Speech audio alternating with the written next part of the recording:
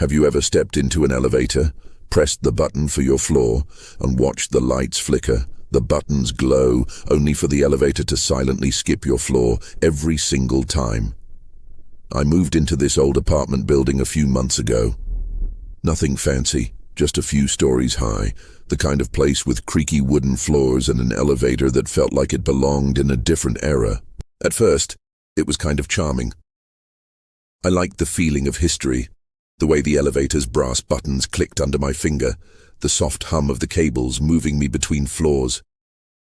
But soon, the charm turned unsettling. Every time I pressed the button for the 7th floor, my floor, the elevator would skip it entirely. No stop, no ding, no indication it even passed by.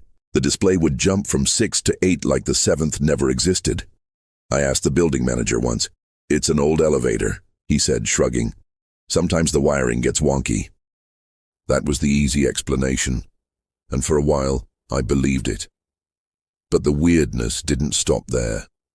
No one else seemed to get off on the 7th floor. The hallways on the other floors looked normal.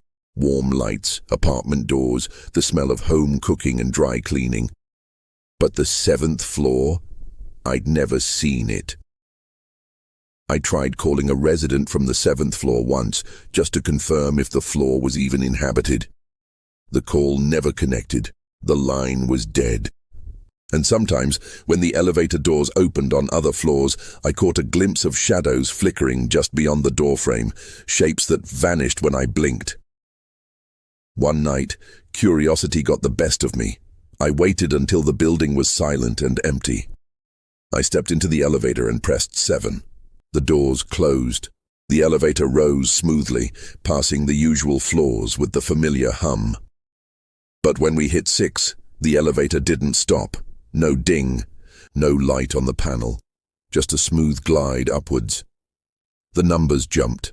6, then 8. The doors opened, but the hallway that greeted me wasn't like the others.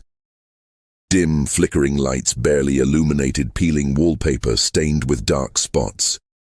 The air was heavy, thick with the smell of smoke and something metallic, iron, maybe blood.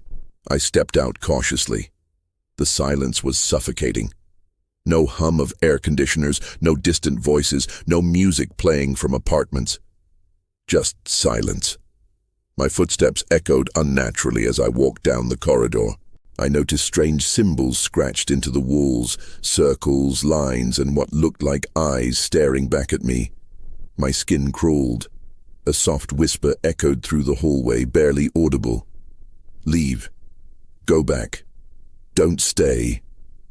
My heart pounded as panic settled in. I tried turning back, but the hallway stretched infinitely behind me, warping, twisting like it had no end. Suddenly, a door appeared ahead of me. Old, wooden, weathered by time, with a rusty handle. I reached out and touched it. It was freezing cold. I hesitated, then pushed it open.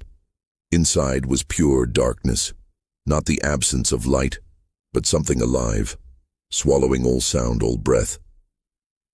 I stepped in and the door slammed shut behind me. Silence. Then a voice, a whisper, soft but commanding. It said my name. I tried to run, but my feet felt rooted to the floor. The voice grew louder, repeating over and over, "You don't belong here. Leave now." Too late. A flicker of light revealed a figure, tall, thin, impossibly still. Its eyes glowed faintly red like embers in the dark. It reached out a skeletal hand toward me. I stumbled back in terror. The figure emitted a guttural moan that filled the room and shook my bones. I covered my ears and screamed, desperate to escape. The door burst open, and I tumbled out into the hallway. Gasping for air, I slammed the door shut behind me. I ran back to the elevator, pressed the lobby button, and as the doors closed behind me, I dared not look back. When I reached the lobby, the building manager was waiting. "You shouldn't have gone up there," he said, voice low and grave. "What do you mean?" I asked. He sighed, then told me about a fire years ago, on the 7th floor, where several residents were trapped and died. The city condemned the floor, sealed it off. but the owner kept the button in the elevator, as if pretending the floor still existed. "There are stories," the manager said quietly, "about whispers, shadows, people hearing voices on that floor. Some say the spirits are still trapped, waiting for someone to join them." I realized then the elevator wasn't malfunctioning. It was protecting me, or maybe trapping me. Since that night, I avoid elevators. I take the stairs whenever I can. But sometimes, when I'm alone in the building, I swear I hear footsteps following me. And sometimes, the elevator hums softly, calling me back to a forgotten floor. If this story sent chills down your spine, please like, subscribe, and ring the bell so you never miss a terrifying tale. Have you ever experienced something unexplainable in an old building? Share your story in the comments. I read them all. Remember, some floors don't want to be found, and some doors should never be opened.